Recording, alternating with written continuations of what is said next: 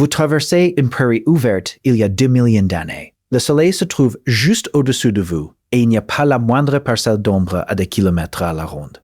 Votre gorge est déjà sèche, votre peau est trempée, l'air lui-même semble peser sur vous. Une troupe de lions se repose non loin, dans le peu d'ombre qu'ils peuvent trouver, parce que les lions ne peuvent pas faire ce que vous êtes sur le point de faire. En ce moment même, vous vous rafraîchissez grâce à la climatisation, à l'eau froide du robinet et à un tissu conçu pour évacuer la sueur de votre peau dès qu'elle se forme.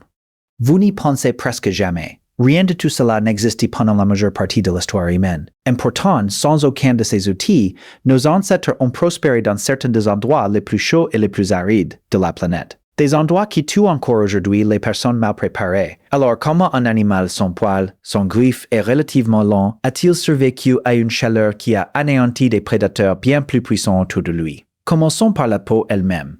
En 2010, la biologiste Nina Jablonski, de l'Université d'État de Pennsylvanie, a publié une étude rassemblant des décennies de preuves sur les raisons pour lesquelles les humains ont perdu leur pilosité corporelle. Sa conclusion, c'était pour pouvoir transpirer. Les humains possèdent entre 2 et 4 millions de glandes sudoripares et crines réparties sur la peau. Les chimpanzés, nos plus proches parents vivants, n'en ont qu'une infime fraction, et la plupart sont concentrés sur les paumes et les plantes des pieds, presque inutiles pour refroidir tout le corps. Un cheval doit ralentir pour évoquer la chaleur. Un guépard ne peut sprinter que quelques secondes avant de surchauffer et de devoir s'arrêter. Peu importe la quantité de prix encore devant lui. Un humain ruisselant de sueur peut simplement continuer à marcher. Ce seul trait, un corps conçu pour libérer la chaleur plutôt que pour la retenir, est l'une des raisons discrètes pour lesquelles les humains ont pu se déplacer dans des lieux que les lions et les léopards devaient éviter en plein midi. Mais la transpiration seule n'explique pas toute l'histoire. Il y a aussi la posture. Le zoologiste Peter Wheeler, de l'Université Liverpool John Moores, a modélisé la physique thermique de la marche debout en 1991. Ces calculs ont montré que se tenir debout expose bien moins de peau au soleil direct que se déplacer à quatre pattes, percentage exact de l'étude de Wheeler de 1991, tout en élevant le corps vers un air plus frais et plus mobile, loin du sol brûlant. Au ras du sol, la chaleur rayonne vers le haut depuis la terre nue, comme un second soleil. Quelques mètres plus haut, cette charge thermique chute rapidement. Marcher debout ne servait pas seulement à libérer les mains pour porter des outils. C'était une véritable régulation climatique, intégrée directement au squelette. Tout le monde suppose que la perte de la pilosité corporelle a rendu les premiers humains plus fragiles, dans la savane ouverte, plus exposés, plus vulnérables. La vérité est presque l'inverse. La fourrure emprisonne la chaleur contre la peau. Un corps capable de s'en défaire et de se refroidir en continu, à la place, n'était pas une version affaiblie d'un ancêtre poilu. C'était une amélioration spécialement conçue pour un monde plus chaud et plus dégagé. Tout le monde suppose aussi que l'aspect le plus mortel de cette chaleur était le soleil lui-même. En vérité, la soif tuait plus vite que le soleil ne l'a jamais fait. Et les preuves de la façon dont les humains anciens ont résolu ce problème ne sont pas gravées sur des monuments de pierre. Elles sont enfouies dans des coquilles d'œufs. En 2010, l'archéologue Pierre Texier et son équipe de recherche ont publié des découvertes issues de l'abri sous roche de Dieppe-Clough, en Afrique du Sud. Enfouis dans les sédiments se trouvaient des fragments de coquilles d'œufs d'autruche gravés de motifs géométriques délibérés et répétés, datés d'environ 60 000 ans. Il ne s'agissait pas de simple décoration.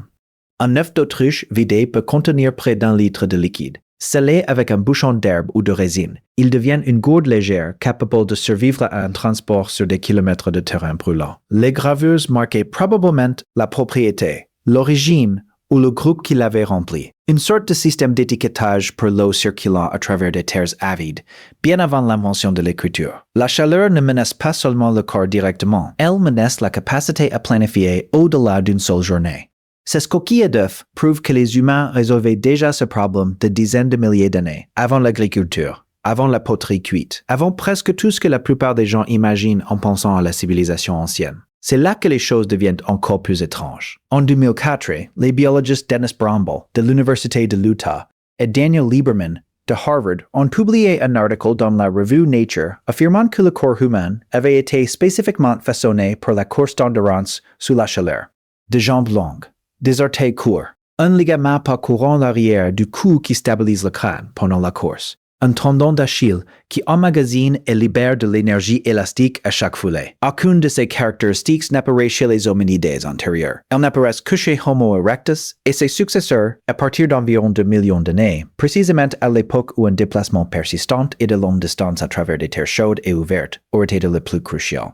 À une époque similaire, le chercheur Louis Liebenberg documentait quelque chose de remarquable, encore pratiqué aujourd'hui par les chasseurs sans dans le désert du Kalahari. La chasse par persistance. Un chasseur traque un kudu ou un élan non pas en le devançant la course, mais en l'épuisant. L'antilope peut atteindre des vitesses supérieures à 88 km/h sur de courtes distances. Aucun humain vivant ne s'en approche. Mais les antilopes sont conçues pour la vitesse, pas pour évacuer la chaleur. Et sous le soleil implacable de midi, cette différence devient fatale pour elles.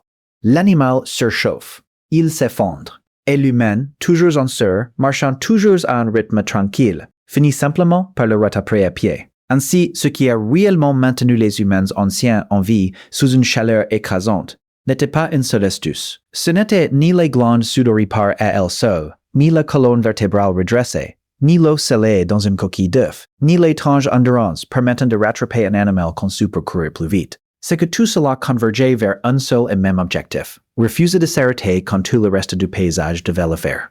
Tous les autres grands animaux de ce monde devaient renoncer quand la température montait, se retirer à l'ombre, halter durant les heures les plus rudes de la journée, attendre le soir. Les humains étaient faits pour être le seul animal qui n'avait jamais besoin d'attendre quoi que ce soit, et cette unique différence, répétée sur quelques millions d'années, explique en grande partie pourquoi l'espèce a fini par se retrouver partout. Le véritable outil de survie n'a jamais été une arme, ni un abri. C'était la passion câblée directement dans le corps, opérant silencieusement sous tout le reste de ce qui a rendu cette espèce redoutable.